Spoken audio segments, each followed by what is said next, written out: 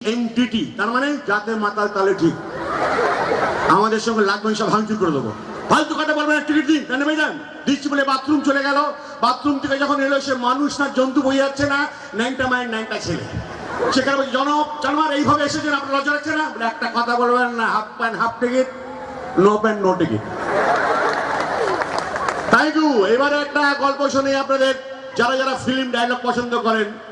আপনারা মিঠুন দাকে কতটা ভালোবাসেন? মিঠুন চক্রবর্তীকে, নানা পাটেকর কত ভালোবাসেন? আমি তাদের 2 মিনিট নকল করছি গলা, যদি ভালো লেগে যায় আপনারা আমার আশীর্বাদ দেবেন। আমি বহুদিন পর বেজিয়ায় এসেছি, এর আগে আমার সৌভাগ্য হয়েছে কিনা জানি না। 16 ছবি আপনারা দেখেছিলেন।